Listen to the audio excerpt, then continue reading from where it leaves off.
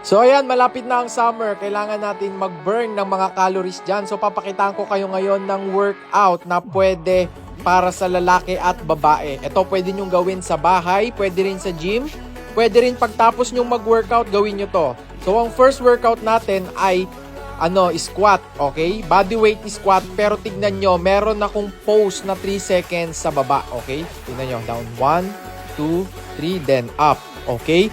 Ganyan lang. 10 to 15 repetitions to. 4 na ulit yung gagawin to. Pero ito, tuloy-tuloy to guys ha. Ayan, kita nyo. Magpapahinga lang ako dyan ng mga 5 seconds. Tapos, diretso na tayo agad sa next workout. Okay? Ayan ang tinatawag kong steady lunges. Maganda to sa puwet natin. Tapos sa legs natin. Okay? Yan, maganda yan. Maganda to lalo na kapag yung puwet mo medyo maliit. Okay, pag babae ka tapos yung puwet mo medyo hindi mo napapalaki at yung mga legs mo parang nangihina na, so gagawin mo rin to. 10 to 15 repetitions din to. Depende kung hanggang saan mo kaya. Okay, next leg naman, ayan, kung makikita nyo, and make sure proper form gagawin nyo guys, kahit body weight lang to ha. Dapat yung tuhod nyo medyo dumidikit dun sa floor. Ayan, kung makikita nyo, yan ang tamang form, okay?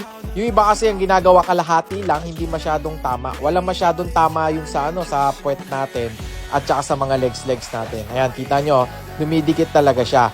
And yan, ito naman yung next workout natin. Ito, ang target area naman nito ay sa ating tiyan, okay? Lalo na sa mga ating gilid-gilid, sa may love handles natin. Ito, gawin nyo to, 20 repetitions to, 20 to 30, okay? Ayan, tuloy-tuloy yan guys ha. Magpapahinga ka lang every workout ng 5 seconds lang, tapos game ulit. Okay, ayan. Ilan na ba yan? Basta, gawin nyo to, 20 to 30 repetitions to, 4 na ulit lahat to. Yan, hinga ulit ng 5 seconds, then diretso tayo dito sa ating tinatawag na hand to toe. Ayan, na hand to toe yan. Napakalupit. Ako lang nakaisip niyan. Hand to toe. 10 to 15 repetitions din to. Ang target area nito sa ating lower back at saka sa ating tiyan. Okay? Lalo na pag medyo nahihirapan kang yumuko. Sobrang gandang workout nito. Malaki yung tiyan mo. Hindi ka nakakayoko masyado. Gawin mo to.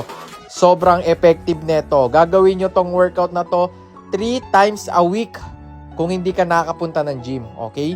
And make sure syempre nagda-diet ka para maganda ang labas mo sa beach, okay? Then pahinga ulit, 5 seconds. Then ang last workout natin ay tinatawag ko dito na Love Handles Destroyer, okay? Kung bakit ko tinawag to, kasi yung gilid ng tiyan mo talagang liliit, okay?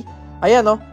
Yan, 10 to 15 repetitions din yan. Ayan, love handles yan guys. And make sure may balance kayo dito. Isa rin to yung balance. Kailangan i-balance mo yung katawan mo. Kasi pag wala kang balance dito, matutumba ka. Mahihirapan ka dito. So kailangan mo ng balance dito, tapos magpapogi ka.